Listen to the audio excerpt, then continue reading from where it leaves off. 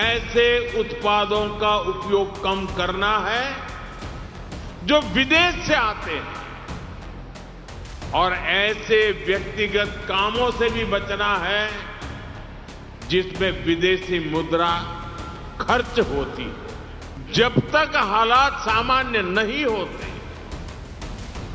हम सबको मिलकर छोटे छोटे संकल्प लेने होंगे। मेरी देश के हर नागरिक से अपील है,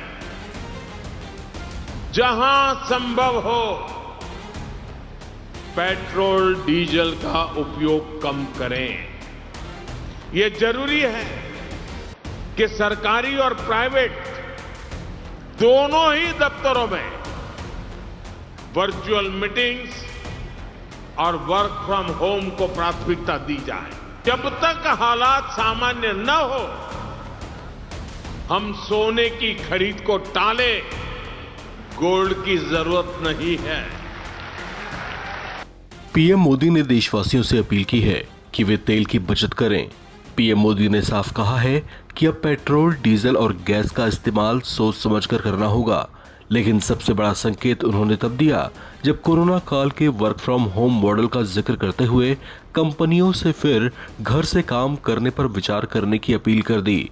पीएम मोदी ने सोने की खरीद ना करने और ऐसी खरीदारी करने से बचने को कहा है जिसके लिए विदेशी मुद्रा खर्च होती है। पिछले कुछ वर्षों में दुनिया लगातार अस्थिर परिस्थितियों से गुजर रही है। पहले कोरोना का संकट, फिर वैश्विक आर्थिक चुनौतियां और अब पश्चिम एशिया में बढ़ता तनाव।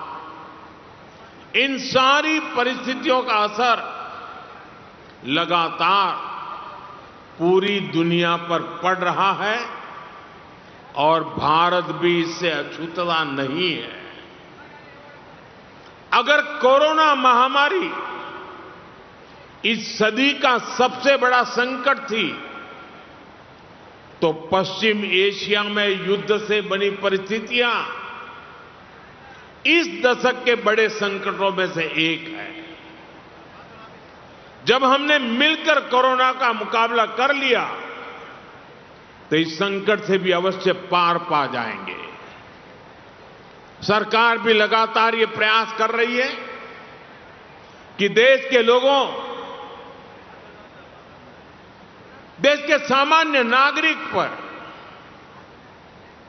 इन सारी विपरीत परिस्थितियों का कम से कम असर हो। लेकिन ऐसे समय में देश को जन भागीदारी की शक्ति की बहुत बड़ी आवश्यकता है। हमें भारत के नागरिक के तौर पर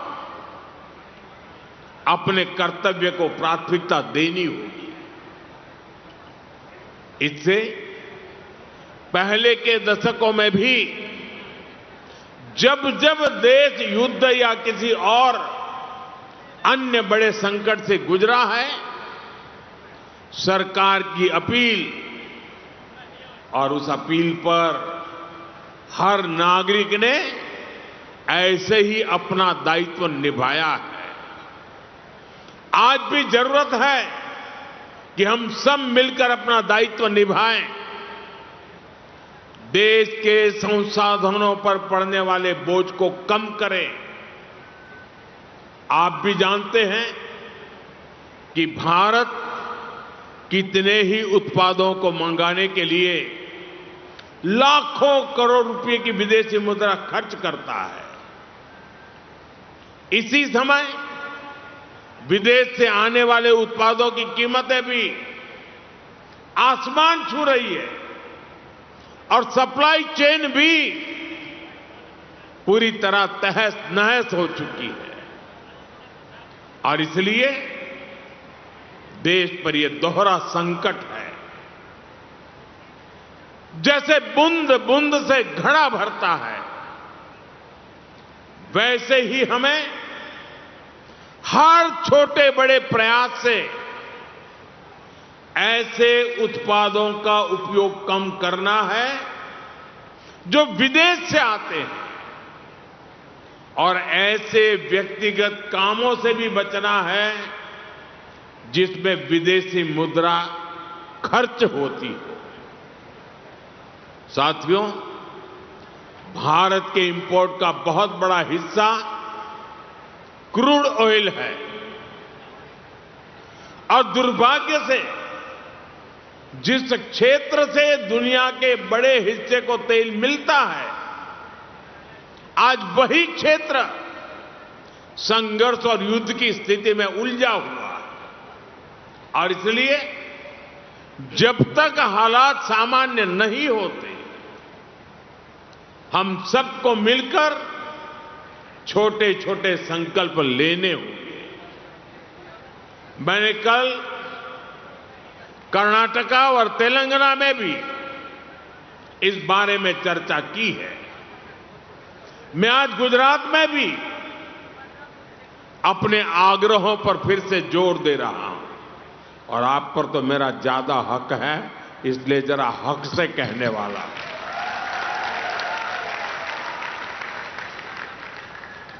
मेरी देश के हर नागरिक से अपील है,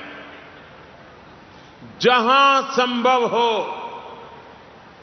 पेट्रोल डीजल का उपयोग कम करें। मेट्रो का उपयोग करें, इलेक्ट्रिक बस और पब्लिक ट्रांसपोर्ट का अधिक इस्तेमाल करें, कार पुलिंग को बढ़ावा दें।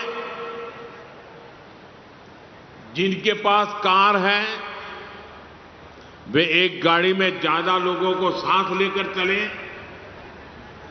जिनके पास ईवी है वे भी दूसरों की मदद के लिए आगे आए। साथियों, डिजिटल टेक्नोलॉजी ने अब इतना कुछ आसान बना दिया है, टेक्नोलॉजी की मदद भी हमारे लिए बहुत फायदेमंद होगी। ये जरूरी है कि सरकारी और प्राइवेट दोनों ही दफ्तरों में वर्चुअल मीटिंग्स और वर्क फ्रॉम होम को प्राथमिकता दी जाए। मैं कुछ स्कूलों से भी आग्रह करूंगा कि कुछ समय के लिए ऑनलाइन क्लासेज की व्यवस्था पर काम करें। साथियों, सिर्फ ईंधन ही नहीं, खाने के तेल पर भी देश की बड़ी विदेशी मुद्रा खर्च होती है। अगर हम थोड़ा संयम बरतें, तेल की खपत कम करें, खाने के तेल की, तो इससे देश और हमारी सेहत दोनों को लाभ होगा। और सूरत वालों को मैं खास कहता हूं,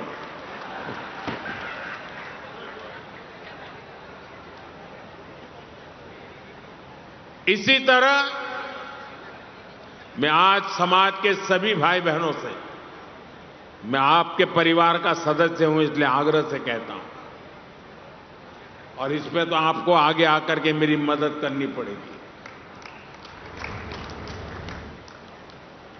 सोने की आयात पर भी देश का बहुत बड़ा पैसा विदेश जाता है। मैं आप सबसे, देशवासियों से आग्रह करूंगा कि जब तक हालात सामान्य न हो, हम सोने की खरीद को टालें। गोल्ड की जरूरत नहीं है।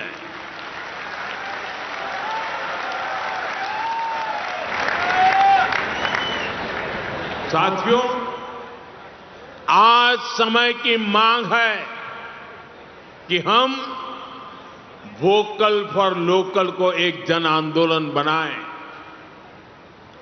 विदेशी सामान की जगह लोकल उत्पादों को अपनाएं।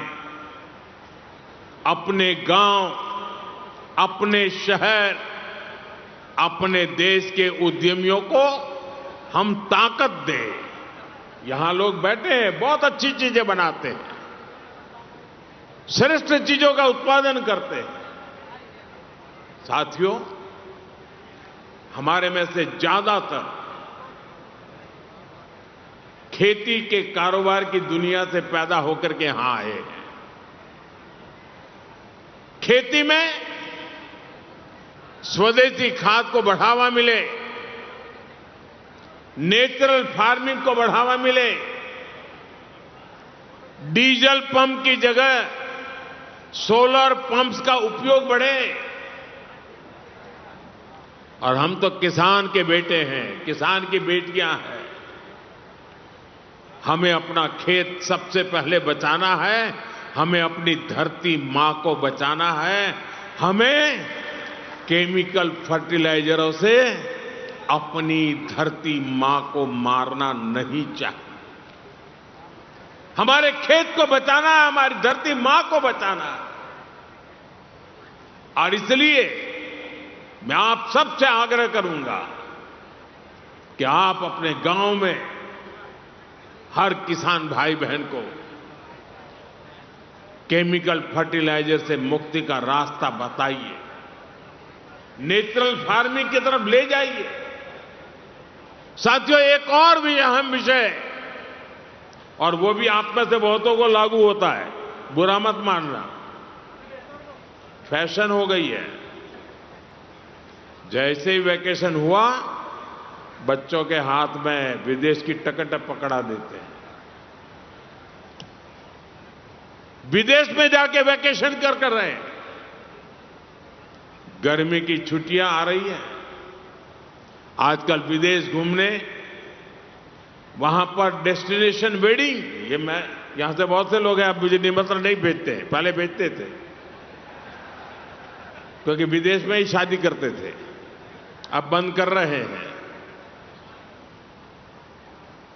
ये विदेश में वेडिंग, इनका फैशन खूब बढ़ रहा है, और लेकिन इस पर भी बहुत विदेशी मुद्रा खर्च होती है। साथियों, आप सोचिए, क्या भारत में ऐसी जगह नहीं है जो हम अपनी वैकेशन वहां बनाएं, हमारे बच्चों को हमारा इतिहास पढ़ाएं, हम अपने स्थानों पर गर्व करें। और जरूरी है कि भारत में ही अपनी वैकेशन मनाएं। और वेडिंग के लिए भी मैं नहीं मानता हूं कि भारत से अधिक कोई अच्छी पवित्र जगह हो सकती है हमारे लिए।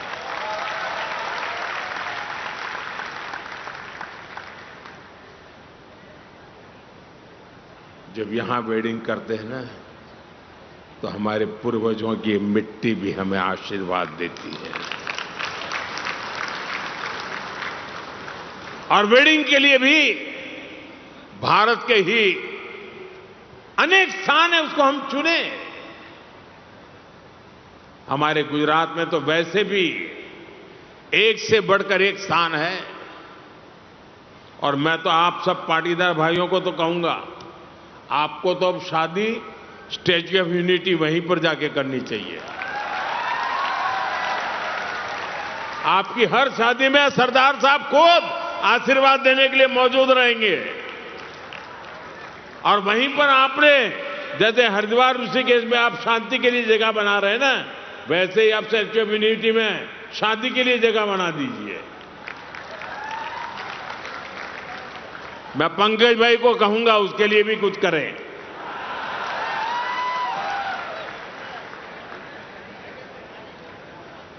जैसे हाल के वर्षों में सरदार साहब के स्टैच्यू ऑफ यूनिटी, हमारा एकता नगर पर्यटन का इतना बड़ा केंद्र बनकर उभरा है कि हम ये तय कर सकते हैं, हम ज्यादा से ज्यादा लोगों को स्टैच्यू ऑफ यूनिटी पर लेकर के जाएं। विदेशों में हमारे बहुत लोग रहते हैं, मैं उनको कहता हूं कि आपका दायित्व है कम से कम 5 विदेशी परिवारों को भारत देखने के लिए लेकर के आइए। आप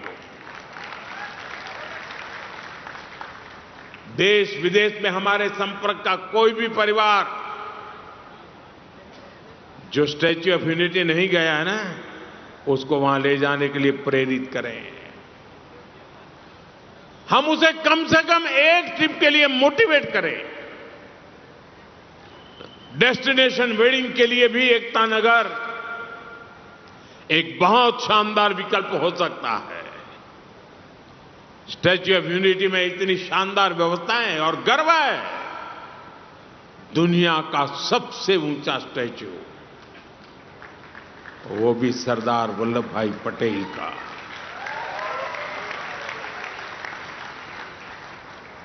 इस देश का कोई नागरिक ऐसा नहीं हो सकता है कि जिसको इसके लिए गर्व न हो दोस्तों। और मैं आपसे आग्रह करता हूं, आप सभी इसका फायदा उठाइए, इसका लाभ उठाइए। साथियों, ये मैंने छोटे छोटे प्रयास आपको, कोई मुश्किल काम नहीं बताया आपको, लेकिन आप मान के चलिए, ये छोटे प्रयास भले लगते सकते हो, लेकिन छोटे प्रयास भी जब 140 करोड़ लोग एक साथ संकल्प लेते हैं, 140 करोड़ लोग एक कदम आगे बढ़ते हैं इस दिशा में, 140 करोड़ कदम देश आगे बढ़ता है। तो वही छोटे प्रयास राष्ट्र की सबसे बड़ी ताकत बन जाते हैं। और इसलिए फिर एक बार हमें एकजुट होना होगा, ताकि ये संकट किसी भी तरह हमारी प्रगति को, हमारे विकास को प्रभावित न करे। मुझे विश्वास है हम सब साथ मिलकर इन संकल्पों को पूरा करेंगे और देश को मजबूती देंगे।